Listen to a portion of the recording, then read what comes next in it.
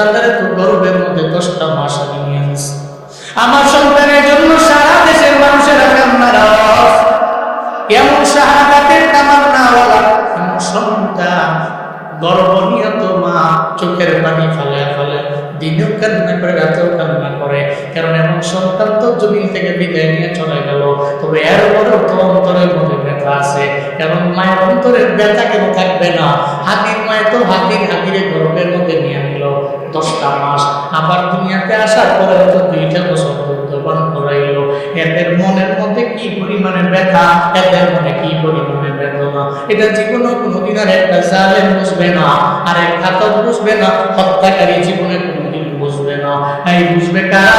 যাদের ভিতরে বিন্দু মাত্র পরিমাণ মনুষ্যত্ববোধ আছে, এরাই বুঝবে।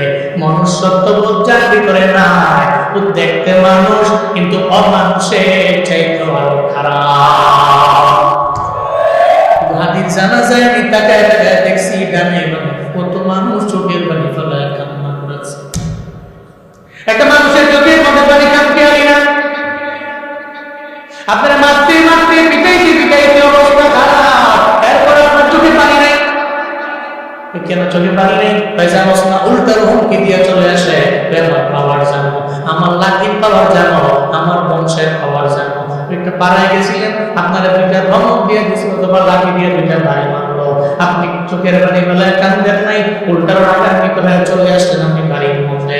প্রতিশোধের লেলিন শিকার হইয়া বাজারের মধ্যে আপনি নাই লাগলেন সংগ্রাম করার জন্য, আপনার চোখের মধ্যে বিন্দু মাত্র পরিমাণ পানিও নাই। এই বাবারা, কিন্তু হাতির জানাজার মধ্যে ডানে বামে মানুষ দাঁড়াইয়া চোখের পানি ফেলায় ফেলায় কেন কান্না করবে? ওনার বড় ভাই জানাজা পড়াইছে, তাকবীরের আওয়াজ দিয়েছে, জানাজার প্রথম তাকবীর, আমি দেখছি ডানে বামে লোকের চোখের মধ্যে পানি। কেন এরা কান্না করে? আমি সালাম ফিরাইয়া জিজ্ঞাসা করলাম, চোখগুলো মুছতে মুছতে, বাবা কেন আপনি এই জানাজার মধ্যে কাঁদলেন কেন? আপনার কোনো সন্তান হয় না, কি হয় না, আপনার আত্মীয় হয় নাকি না, তাই কেন কান্না করে?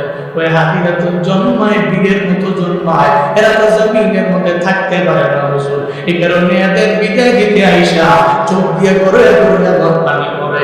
1 সপ্তাহ আগেও চিনতাম না, কিন্তু 1 সপ্তাহের মধ্যে তার যত কার্যকলাপ দেখলাম, আমার কাছে মনে হয়েছিল এটা জান্নাতি মানুষ। আবার এই লাখো লাখো জনতা এই সংসদ ভবনের মালিক নেবির মধ্যে দাঁড়াইয়া ওর জন্য যে দোয়া করলো, আমার কাছে মনে হয়েছে এই চোখের পানির বদৌলতে আল্লাহ যদি ওই হাতিরে মাফ করে দেয়, আল্লাহ তো আমার তো কারো ছিলেন মাফ করে দিতে পারে। এটা প্রত্যেকটা মানুষের চোখের পানি, প্রত্যেকটা মানুষের কমেন্ট, প্রত্যেকটা মানুষের মন্তব্য এমন এক জীবন গঠন করেছে যার জন্য মানুষের চোখের মধ্যে পানি। ও বাবারা, কে নিজের জীবনটারে এমন ভাবে গঠন করলো? আদিরা আল্লাহ পাক এদের মেহনত করে জমিনের মধ্যে কবুল করে নিয়েছে। আবার আখিরাতে এরা বড় দামি হয়ে গেল, এরা সফল হয়ে গেল। এই যত কিছু বললাম রে বাবা, ওনার জন্য এত কিছু বললাম, কিন্তু এর উপরেও তো ওনার মার অন্তরটা তো পরিপূর্ণ ভাঙ্গা, ওনার মার দিলটা তো বড় ভাঙ্গা। আবার 8 মাসের যে সন্তান আছে, ওই সন্তান তো বড় হয়ে জীবনে কোনদিন বাবারে দেখবে না, ও এখন বুঝেও না ওর বাবা দুনিয়ায় নাই, কবরে চলে গেছে ওর বাবায়। ওর ধারণাও নাই ওর বাবা এমনিতেই মারা যায় নাই, হসপিটালে মারা যায় নাই, রোগের কারণে মারা যায় নাই। কেন মারা গেল? তেমন বাবা মত না, কিন্তু শাহাদাতের মরণ আমার বাবার নসিব হয়ে গেছে। একদিন জুমার নামাজের পরে আমার বাবা রিকশা দিয়ে যাইতেছিল, গাছ গাইছে, আমার বাবার বিদায় দিয়ে চলে গেছে। সারা জিন্দেগি লাগাইয়া আবির 8 মাসের সন্তানটা চোখের পানি গলায় কান্না করবে, মায় কান্না করবে, বাবায় কান্না করবে, কে কান্না করবে? এটা পরিবারের যন্ত্রণা। এটা জীবনে কোনোদিন ওই ফেসবুকের মধ্যে কমেন্টে 1-2 জন গালিগালাজ করবে ওয়ালা পশুর চাইতেও খারাপ মানুষেরা বুঝে উঠতে পারবে না। নিষ্কুলি ওয়ালি ওয়ালিদাই ইলাইয়াল মসির।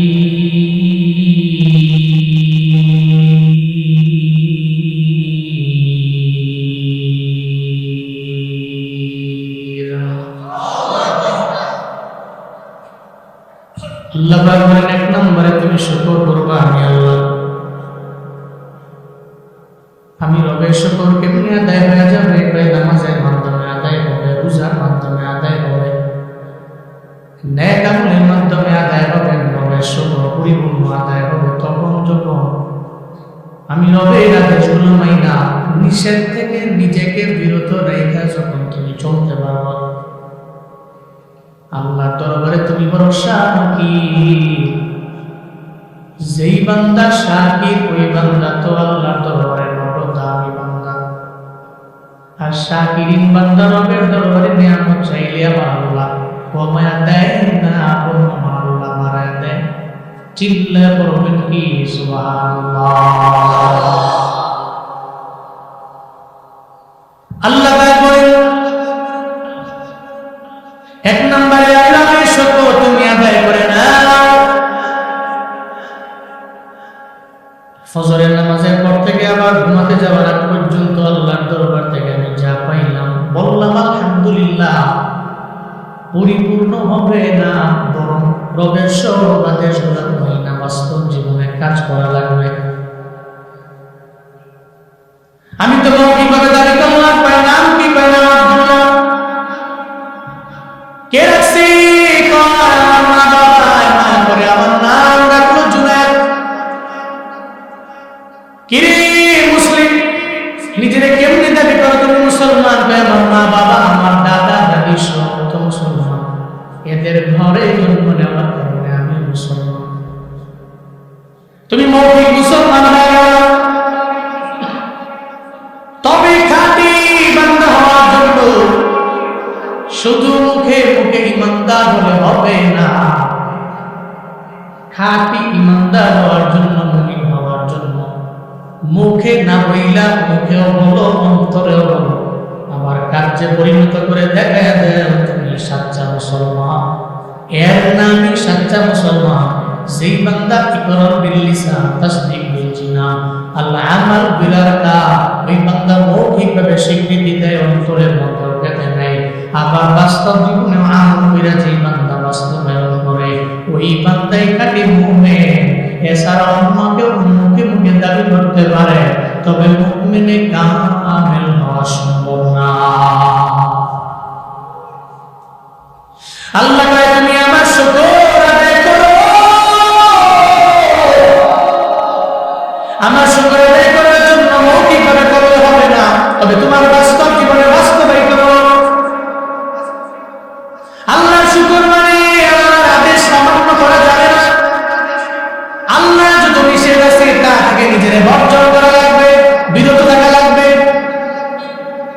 আল্লাহ বলেন শুকর আমার পরিপূর্ণ আদায় হবে তখন তুমি আমার মানবা, যখন আমার যখন মানবা না তাহলে শুকর পরিপূর্ণ আদায় হবে না রে বাবা। আল্লাহ শুকর কেমন আদায় করবেন? কারণ ওই মায়ের গর্ভে আপনি ছিলেন মৃত, ওই মায়ের গর্ভের মধ্যে আমার আল্লাহ 10টা মাস লাগে মায়ের গর্ভের মধ্যে আপনার আমার আল্লাহ ওখানে বড় করলেন। ডে বাই ডে আল্লাহ পাক আপনার হাত দিলেন, আল্লাহ পা দিলেন, আল্লাহ চক্ষু দিলেন, ব্রেন দিলেন।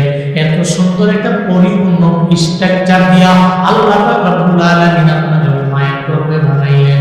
এরপরে মায়ের গর্ভ থেকে দুনিয়ার মধ্যে আসার সময় কত মানুষই তো দুনিয়া থেকে বিদায় নিয়ে চলে যায়, যায় কি যায় না? ডেলিভারির সময়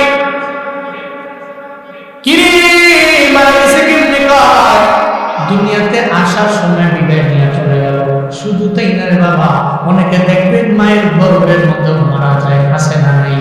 একটা মৃত বডি জমিনের মধ্যে আসে, মা বাবা সন্তানের জন্য চোখের পানি ফেলে কান্না করে মাটি দেয়। এমন ঘটনা নাই। আজ থেকে 3-4 বছর আগে আমি এক ঘটনা বলতাম, রাজশাহী মেডিকেল কলেজের ঘটনা। যে মেডিকেল কলেজের মধ্যে একটা গর্ভবতী মায়ের নিয়ে আসা হলো। ওই মায়ের চেকআপ করার পরে হঠাৎ করে সিদ্ধান্ত নেওয়ার জন্য যখন ওই মায়ের ব্যাপারে গার্ডিয়ানটা কই, গার্ডিয়ানের দরবারে আমি যাবো, সিদ্ধান্ত নেওয়া লাগবে। কি সিদ্ধান্ত? ওই চেকআপ করে পাইলাম যদি মাটারে বাঁচাইবা চাও তাহলে সন্তান পাবা না, আর যদি সন্তান বাঁচাইবা চাও তাহলে মা পাবা না। এমন এক সিচুয়েশন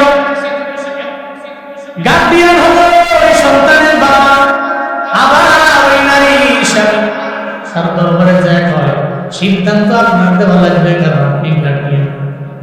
আমি গার্ডিয়ান কি বলবো, কারণ সন্তান আমার দরবারে দামি, আবার আমার বিদ্যুৎ আমার দরবারে দাম। একটা পর্যায়ে আপনি কিছু বলতে পারলেন না, ডাক্তারেরা সব চলে গেল, মায়ের গর্ভবয়স চলে গেল, মায়ের কাছে যায় গর্ভবতী মায়ের সামনে দাঁড়াইয়া এবার চিন্তা ভাবনা করে নেয়, চিন্তা করে বৃক্ষ যদি বাঁচায় রাখা যায় তাহলে তো অনেক ফল জমিনের মধ্যে আশা করা যাবে। মা যদি বেঁচে থাকে তাহলে আজকে হয়তো সন্তানটা দুনিয়া থেকে বিদায় নিয়ে চলে যাবে, আবার আগামী বছর অথবা 2-3 বছর পরে আবার সন্তান পাওয়া যাবে। ডাক্তারের বলতে লাগলো মাটারে বাঁচায় রাখ, সন্তান লাগবে না। এমনই পরিস্থিতি, কিন্তু মা তো জীবন মানতে রাজি না, কারণ মা চায় না সন্তানটা ডেলিভারির সময় দুনিয়া থেকে বিদায় নিয়ে চলে যায়। এমন সিচুয়েশনের মধ্যে পইরা মা কয় আমি দুনিয়ার মধ্যে বাঁচবার চাই না, সন্তানটা দুনিয়াতে পাও। সন্তান আসমান দেখবে, জমিন দেখবে, সব দেখবে, কারণ সন্তানের জন্য মা দুর্বল হয়ে যায়। বারের এলাকার মুসলমান এমন সিচুয়েশনের মধ্যেও তো আমার আল্লাহ আমারে আপনারে পালাইতে পারতেন কি পারতেন না? আল্লাহ পারতেন। আল্লাহ যদি বলতে তুই জমিন দেখতে পারবি না, বন্ধ না দেখতে পারবি আসমান, না দেখতে পারবি জমিন, না দেখতে পারবি দুনিয়া, কোনো নেয়ামত, কোনো প্রকৃতি দেখতে পারবা না, নেয়ামত দেখতে পারবা না। আল্লাহ যদি কয় আমি আল্লাহ মানা করলাম, তাহলে মায়ের গর্ভের মধ্যেই মরণ হয়ে যাইত, অথবা দুনিয়াতে আসার সময় মরণ হয়ে যাইত, অথবা দুনিয়াতে আসার পরে 2 বছর 3 বছর পরে তো আমার আল্লাহ নিয়ে যাইতে পারতেন। আল্লাহ কয় না রে না, আমি আল্লাহ বড্ড মায়া করে জমিনের মধ্যে রাখলাম, আমি আল্লাহ করে নিয়ে যাই না। আসমান বানাইলাম তোর জন্য, জমিন আমি আল্লাহ বানাইলাম তোর জন্য। এমন কিছু নাই যে আমি আল্লাহ করে মায়া করে দেই নাই। এত কিছু পাওয়ার পরেও কেন তুই আমি আল্লাহ আল্লাহ বলে ডাকবা না? কেন তুই আমার শুকর আদায় করবা না? কেন তুই আমার বিপদ বান্দা হয়ে যাবা না? তুই যদি এতগুলা পাওয়ার পর আমি আল্লাহ যদি আল্লাহ বলে ডাক দাও, আমি আল্লাহ শুকর যদি তুই আদায় করো, তাহলে আমি আল্লাহ তোর প্রতি এত পরিমাণে রাজি হয়ে যাব। আল্লাহ পায় শুকর আদায় করলে আমি আল্লাহ বান্দার যত নিয়ামত জমিনের মধ্যে দিলাম, আসরের ময়দানে আল্লাহ যদি সব নিয়ামতের হিসাব নিয়ে হয়, এরপরে তুমি জান্নাতের মধ্যে যাও, তাহলে হিসাব নিয়ে তো জান্নাতের মধ্যে যাওয়া যাবে না বাবা। আল্লাহ কোনো অসুবিধা নেই, তুই যদি নিজের শাকির বানাইতে পারো, আসরের ময়দানে আমি আল্লাহ তোর যত নিয়ামত আছে একটা নিয়ামতের হিসাব আমি আল্লাহ তোমার দরবার থেকে নিব না। আমি আল্লাহ তোমারে হিসাব ছাড়াই আমি আল্লাহ জান্নাতে ঢুকে দিব। আতিনা ফি দারে দুনিয়া না হাসান, আতিনা ফি দারে উকবা না হাসান, ইয়া নিয়াসাল মুস্তাগীসি নাহদিনা নাহদিকা বিল উলুমি ওয়াল গিনা। हर गरीबे नेक तू तैयार है, जो न मांगे उसको तो बेजार है। चलिए 1 नंबरे शुक्र है, चलते का अल्लाह बोली 1 नंबरे इबादत शुक्र, 2 नंबरे मानवता शुक्र। अल्लाह राजी बनाइलेन, नामाज पढ़लेन, रोजा রাখলেন, আমল করলেন, কিন্তু আপনার ঘরে 2জন ব্যক্তি আপনার প্রতি রাজি না। মদিনা নবী কয় আব্বা আম্মা রাজি না, এর মানে আল্লাহ আপনার প্রতি রাজি না। আব্বা আম্মা রাজি, আল্লাহ আপনার প্রতি রাজি, চিল্লা করা যাবে কি মারহাবা। আব্বা আম্মা রাজি তো আল্লাহ রাজি, আব্বা আম্মা রাজি না, তুমি বাইতুল মুকাররমের ইমাম, লাভ নাই। আব্বা আম্মা রাজি না, তুমি বড় বক্তা, লাভ নাই। আব্বা আম্মা রাজি না, এই বান্দা তুমি বাইতুল্লাহ ইমামের পরেও কোনো লাভ নাই।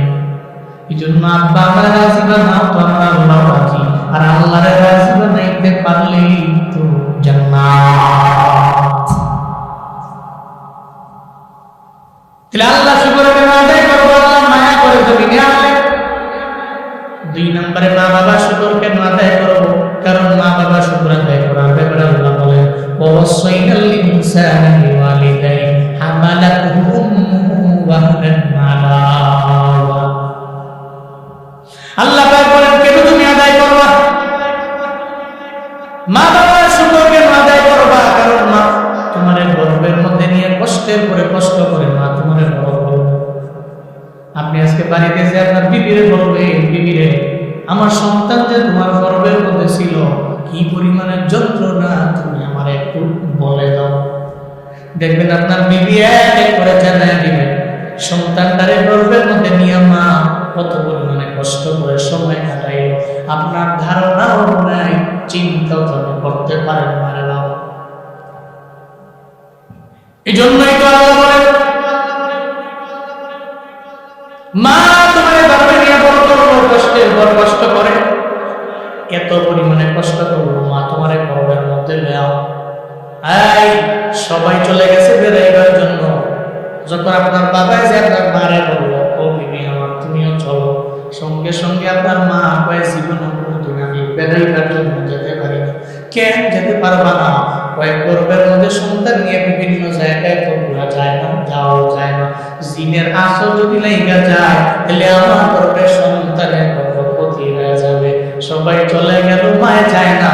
সন্তানের জন্য এত পরিমাণে স্যাক্রিফাইস মায়ে করে। শুধু তাই না বাবা, আপনার সংসারের বড় চাপ, ফজরের সময় মা কাজের চাপে, সংসারের চাপে খাইতে পারে নাই। দুপুরবেলা খাইতে খাইতে যখন আসর পর্যন্ত হয়ে গেল, হঠাৎ করে মা যখন প্লেটের মধ্যে খাবার নিয়ে নিল, এবার মা পেটে যখন খাবার দিবে, পেটের মধ্যে বড্ড ক্ষুধা লেগে গেছে।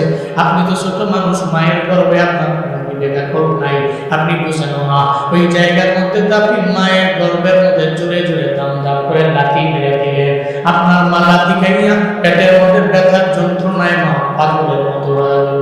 বারান্দায় গিয়ে কান্না করে, মা কেন কান্না করে? শাশুড়ি আম্মা যায় জিজ্ঞাসা করে, বৌমা তুমি কেন কান্না করো?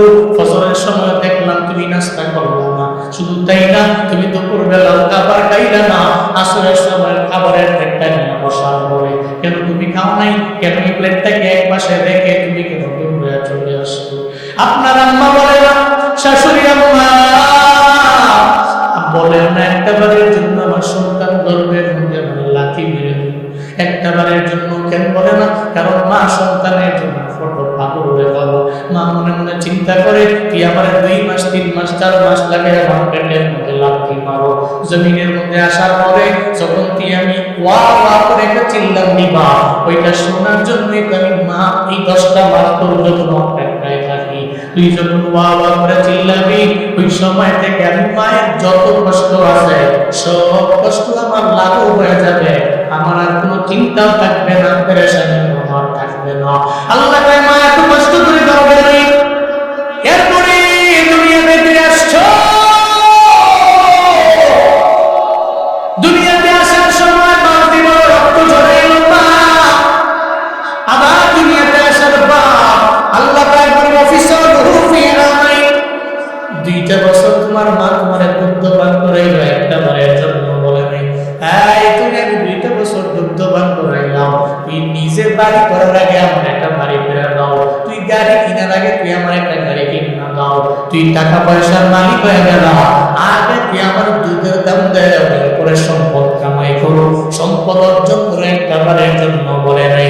আল্লাহ কয়, মা তোমার গর্ভে নিয়ে বড় করলো, দুনিয়াতে আসার সময় বালতি ভরা রক্ত জড়াইল মা, আবার দুনিয়াতে আসার পরে মা তোমার আমার জন্য 2টা বছর দুধ পান করাইলো ফ্রি।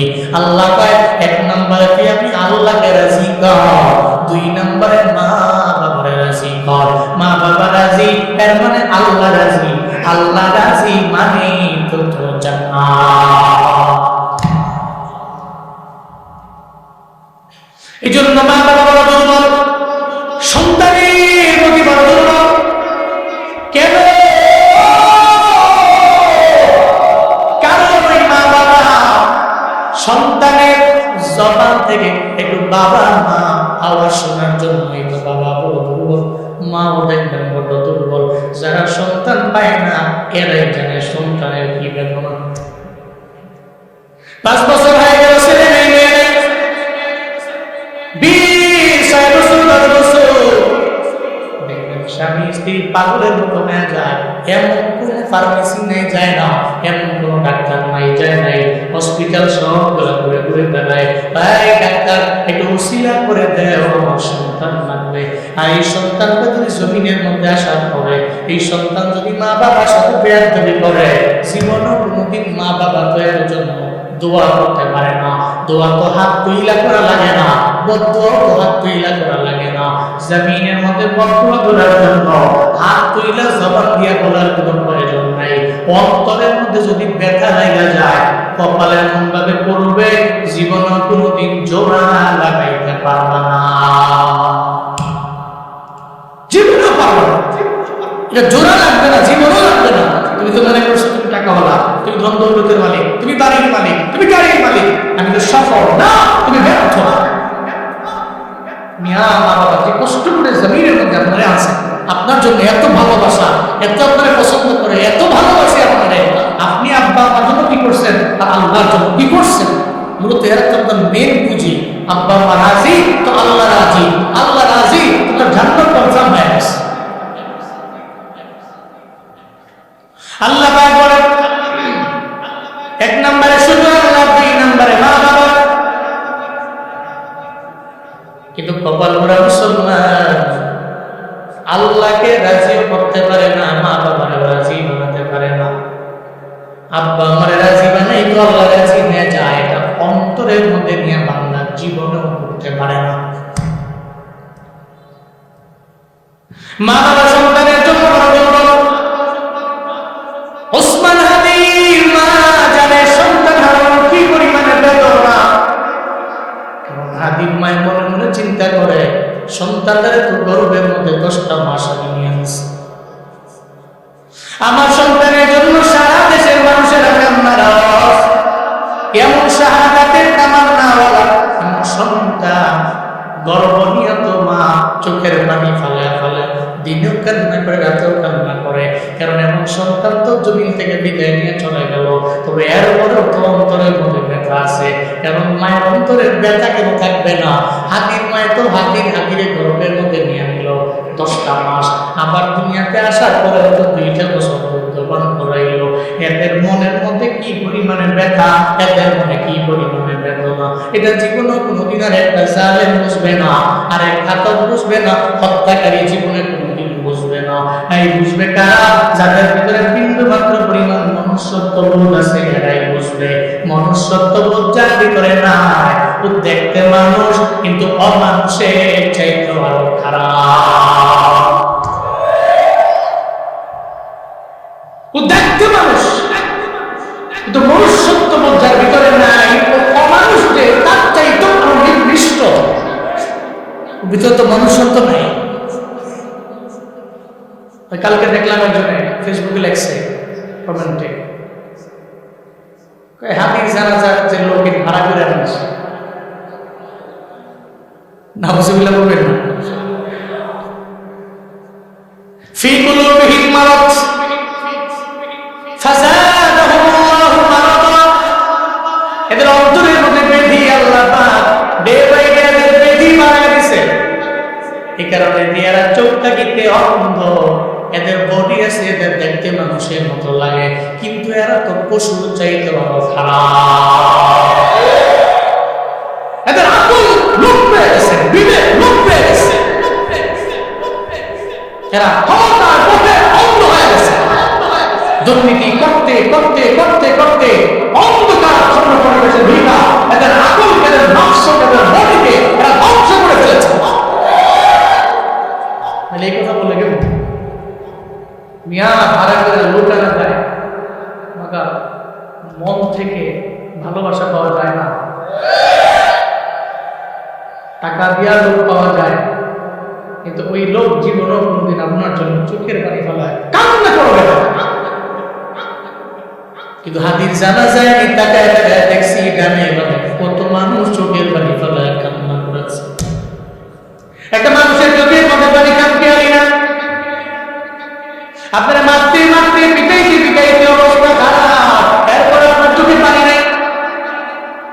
চোখে পানি নেই, পয়সা বস না, উল্টার হুমকি দিয়ে চলে আসে, আমার পাওয়ার জানো, আমার লাঠির পাওয়ার জানো, আমার বংশের পাওয়ার জানো।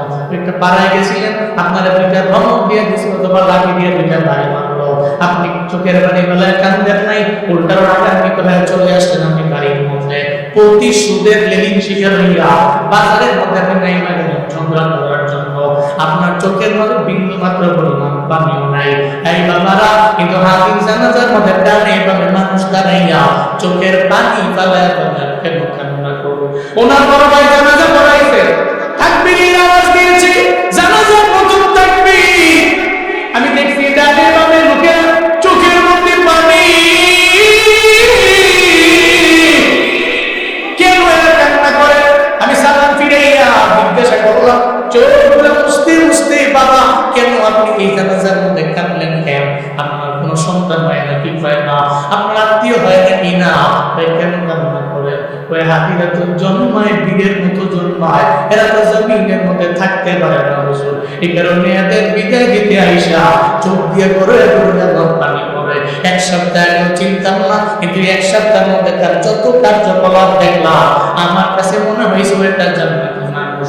আবার এই লাখো লাখো জনতা এই সংসদ ভবনের মালিক নিয়ে বিদ্যুৎ মধ্যে দাঁড়াইয়া ওর জন্য যে দোয়া করলো, আমার কাছে মনে হয়েছে এই চোখের পানির বদৌলতে আল্লাহ যদি ওই হাতিরে মাফ করে দেয়, আল্লাহ তো আমরা তো কারো সিলাই মাফ করে দিতে পারে। এটা প্রত্যেকটা মানুষের চোখের পানি, প্রত্যেকটা মানুষের কমেন্ট, প্রত্যেকটা মানুষের মন্তব্য এমন এক জীবন গঠন করেছে যার জন্য মানুষের চোখের মধ্যে পানি। ও বাবারা, কে নিজের জীবনটারে এমন ভাবে গঠন করলো আদিরা, আল্লাহ পাক এদের মেহনত করে জমিনের মধ্যে কবুল করে নিয়েছে। আবার আখিরাতে এরা বড় দামি হয়ে গেল, এরা সফল হয়ে গেল। এই যত কিছু বললাম রে বাবা, ওনার জন্য এত কিছু বললাম, কিন্তু এর পরেও তো ওনার মার অন্তরটা তো পরিপূর্ণ ভাঙ্গা, ওনার মার দিলটা তো বড় ভাঙ্গা। আবার 8 মাসের যে সন্তান আছে, ওই সন্তান তো বড় হয়ে জীবনে কোনদিন বাবারে দেখবে না, ও এখন বুঝেও না ওর বাবা দুনিয়ায় নাই, কবরে চলে গেছে ওর বাবায়, ওর ধারণাও নাই ওর বাবা এমনিতেই মারা যায় নাই, হসপিটালে মারা যায় নাই, রোগের কারণে মারা যায় নাই। কেন মারা গেল? তেমন বাবা মত না, কিন্তু শাহাদাতের মরণ আমার বাবার নসিব হয়ে গেছে। একদিন জুমার নামাজের পরে আমার বাবা রিকশা দিয়ে যাইতেছিল, গাছ গাইছে, আমার বাবার বিদায় দিয়ে চলে গেছে। সারা জিন্দেগি লাগাইয়া আগে 8 মাসের সন্তানটা চোখের পানি গলায় কান্না করবে, মায় কান্না করবে, বাবায় কান্না করবে, কে কান্না করবে? এটা পরিবারের যন্ত্রণা। এটা জীবনে কোনোদিন ওই ফেসবুকের মধ্যে কমেন্টে 1-2 জন গালিগালাজ করবে বলা পশুর চাইতেও খারাপ মানুষেরা বুঝে উঠতে পারবে না। এদের মাথায় এটা ধরবে না। কেন ধরবে না? আমি বলছি না, ফি কুলুবিহিম মারাদ ফাযাদাহুমুল্লাহু মারাদা, তাদের অন্তরের মধ্যে আছে ব্যাধি। আর এই ব্যাধি ডে বাই ডে ইনক্রিজ হয়, কমে না, হ্রাস পায় না, বৃদ্ধি পায়। রোগ ব্যাধি এদের অন্তরকে ধ্বংস করে ফেলেছে। আল্লাহ আদি আব্বা আম্মা পরিবার পরিজন আত্মীয় স্বজন ভাই সন্তান স্ত্রী প্রত্যেককে আল্লাহ পাক ধৈর্য ধারণ করার তৌফিক দান করেন। আরো জোরে পড়ে না আমি মিয়া কি এক পরিবার, সুবহানাল্লাহ। আপনি তাকে জানতেন না, এক সপ্তাহ কিন্তু চিনতেন, জানতেন না, মাঝে মাঝে দেখতো যারা ফেসবুক অ্যাক্টিভ আছে এরা দেখে, এরা চিনে। হঠাৎ করে এই পুরো জমিনের মানুষগুলো ওর জন্য কান দেখে, ওর জন্য দোয়া করে কে, এমন সুন্দর পরিবার। প্রত্যেকটা মানুষ মনে মনে চিন্তা করছে। আবার অনেক বাবারা চিন্তা করে নিছে, যাদের সন্তান আগত চিন্তা করছে যে আমার পুরোটা জমিনের মধ্যে আসলে ভূমিষ্ঠে আসলে ওর নাম রাখবো উসমান হানি। হ্যাঁ হ্যাঁ হ্যাঁ, অনেক নিয়োগ করছে না, বহু লোকেরা নিয়োগ করেছে, বহু লোকেরা নিয়োগ করেছে। কেন? পরিবারটা ভালো তো। কেমন পরিবার আপনি কল্পনাও করতে পারবেন না। আমি তো গতকালকেও বলেছি, ওসমান হাদির বিবি যিনি ওয়াইফ, স্ত্রী, কেমন পর্দাওয়ালি নারী, অবাক হয়ে গেছে না, পুরো দেশ অবাক হয়েছে। আমার কাছে মনে হয় হাদি সাহেবের স্ত্রীর যে পরিমাণ পর্দাওয়ালি নারী, বাংলাদেশের বহু হুজুরদের বউরা এমন পর্দা মেনটেন করতে পারে না।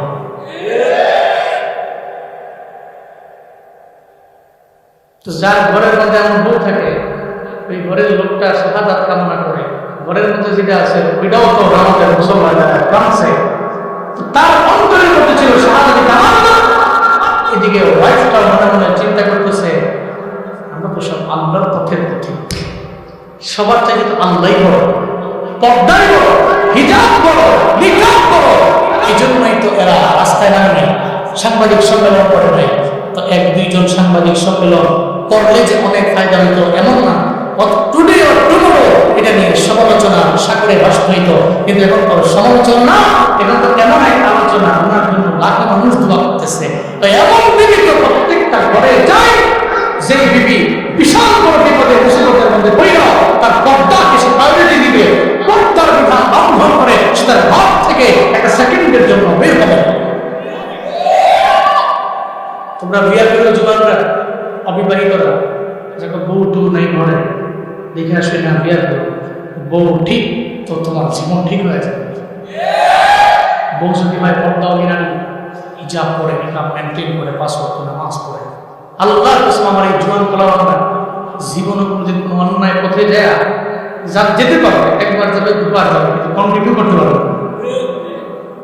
কারণ কারো কথাও না শুনলে তো বউর কথা শুনতেই হবে। যখন দেখবে যে খানা নাই, সারাদিন কাজ কাজ করে পরিশ্রম করে এসে সন্ধ্যার সময় যখন ঘরে ঢুকছে, ঘরে ঢোকার পর দেখা যায় বাল্লা গেল উঠে বলে, তো যে ডাকতেছে কালবি কালবি, যতই ডাকো, যত নাম ধরে ডাকো, যাই করো, কলিজা মলিজা জান টান যাই করো, তুমি দাও যে তুমি ডাকতেছো, তুমি চাই রয়েছে বাম দিকে, মাথার মতো কষ্ট, সারাদিন পরিশ্রম করেছি প্রথমে। এবারে যদি কাজ করে লাভ দিয়ে উঠে পাওয়া যায়, তুমি যদি আগামীকাল থেকে ফজরের নামাজ, জোহরের নামাজ, আসরের নামাজ না করো, তাহলে আগামী উইকের দিন কোথাও নাই নামাজ নাই, আইন খেতে ভাই কইরা কোন নামাজে যাবে? ঠিক কিনা? ঘর ঠিক, তোমার জ্ঞান সোসাইটি ঠিক, ঘর ঠিক, তোর সমাজ ঠিক, পরিবার ঠিক, সমাজ ঠিক, সমাজ ঠিক, তোর গ্রাম ঠিক, গ্রাম ঠিক, তো ইউনিয়ন ঠিক, ইউনিয়ন ঠিক, তো উপজেলা ঠিক, উপজেলা ঠিক, তো জেলা ঠিক, জেলা ঠিক, তো বাংলাদেশ ঠিক।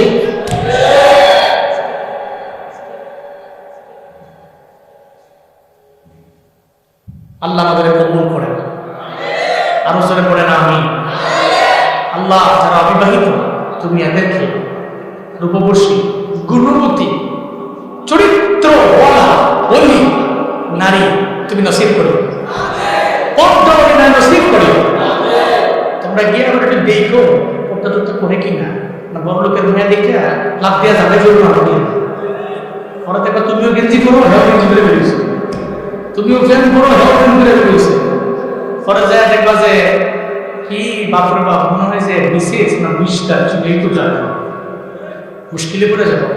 হ্যাঁ, দাম্পত্য জীবনকে সুখময় করার পক্ষে এবং পর্দাওয়ালী বউ নির্বাচন করার মতো তৌফিক আল্লাহ প্রত্যেকটা গার্ডিয়ান এবং প্রত্যেকটা যুবক অবিবাহিত ছেলেদেরকে দান করে। সকলে পড়ে আমি রাগ করেছেন আপনারা, কষ্ট পেয়েছেন? তাহলে 1 নম্বরে শুকর যেন কার, 2 নম্বরে কার, 1 নম্বরে কার, 2 নম্বরে কার, আল্লাহ তৌফিক দান করেন। আর জোরে চিল্লা করে আমিন। কেন করবো? আল্লাহকে রাজি কেন করবো? কারণ উনি আমাকে মায়ের গর্ভে ভিতরে ঢুকায়া অনেক বড় করে জমিনের মধ্যে উনি আনছেন, উনি আমার অনেক বড় করছেন, উনি আমাকে তৌফিক দিয়েছেন বলে জমিনে আসতে পারলাম, এই কারণে ওনাকে রাজি করবো। আর আপনাকে রাজি করবো, উনি আমার গর্ভে নিয়ে বড় করছেন, কষ্ট করছেন, জমিনের মধ্যে আসার পরে 2টা বছর দুগ্ধপান করেছেন, কষ্ট করছেন, বহু পরিশ্রম করেছেন আমার জন্য, এই কারণে পারবো তো ইনশাআল্লাহ। মনে রাখবেন, আপনি করেন বা না করেন, ইলাইহিল মাসির। আল্লাহ আয়াতের শেষে বলেন ইলাইহিল মাসির, যাওয়া তো লাগবে কার কাছে? যাওয়া লাগবে না? থাকতে পারবেন দুনিয়া? থাকা যাবে নাকি? থাকা যাবে না, আপনার মিথ্যা বলতে হবে, আপনি হারিয়ে যাবেন, চলে যাবেন।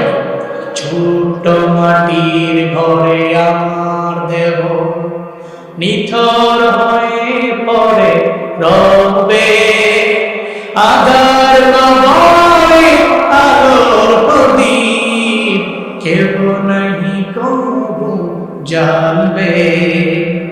ছোট মাটির ঘরে আমার দেহ নিথর হয়ে পড়ে রবে, আধার কবরে আলোর প্রদীপ, কেহ নাহি কবু জ্বলবে, থাকবে না কেউ জানি আমার পাশে, থাকবে না কেউ জানি আমার পাশে, একাকী কাটাবো রাত্রি দিন, হারিয়ে যাব একদিন আমি রবনায় ভুবনে চিরদিন, হারিয়ে যাব একদিন আমি রবনায়, হারিয়ে যাব একদিন আমি রবনায়। ক্ষমা করে দিও তোমরা আমায়, ক্ষমা করে দিও তোমরা আমায়, ভুল করে থাকি যদি কোনদিন, হারিয়ে যাব একদিন আমি রবনায় ভুবনে, হারিয়ে যাব একদিন আমি রবনায় ভুবনে। থাকতে পারবেন? চলে যাবেন না?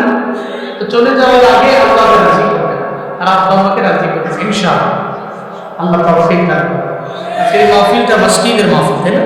মসজিদের মাহফিল আমাকে আবদার করা হয়েছে একজন মসজিদের জন্য, মসজিদের তো মাহফিল দেওয়া হয়, তবে আল্লাহকে রাজি করার লক্ষ্যে আর আব্বা আম্মাকে রাজি করার লক্ষ্যে, আব্বা আম্মা আছে তো আলহামদুলিল্লাহ, আব্বা আম্মার শিক্ষাকে আফিয়াতের জন্য, আর যদি চলে যায় থাকে, যদি বার্সাকের জীবনে থাকে, যদি কবরের সাহিত্য থাকে, আব্বা আমার রুহের মাগফিরাতে কে আছেন হুজুর?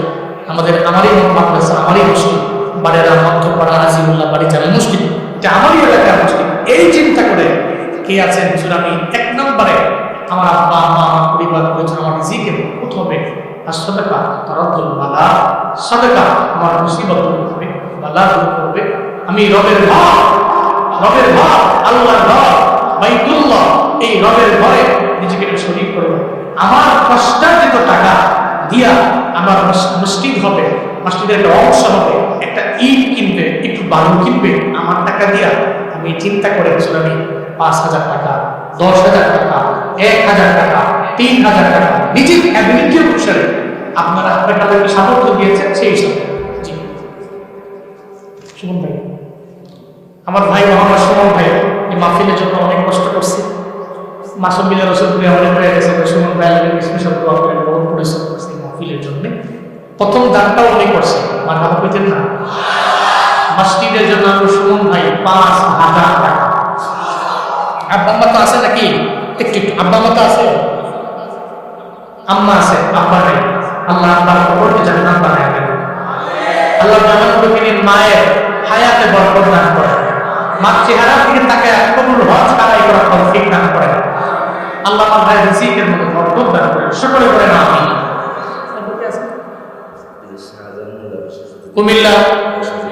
কুমিল্লা উত্তর জেলা বিএনপি এর সাবেক সহসভাপতি জনাব মোহাম্মদ শাহজাহান মোল্লা, উনি মসজিদের জন্য দিবে 10,000 টাকা। মারহাবা বলে বলবেন নাকি? জোরে করবেন মারহাবা, আলহামদুলিল্লাহ। আল্লাহ কবুল করেন, আল্লাহ মঞ্জুর করেন, আল্লাহ এই দানকে উসিলা করে ওনার মনের সমস্ত নেক বাসনা পূরণ করেন। চিল্লায়া বলেন আমিন।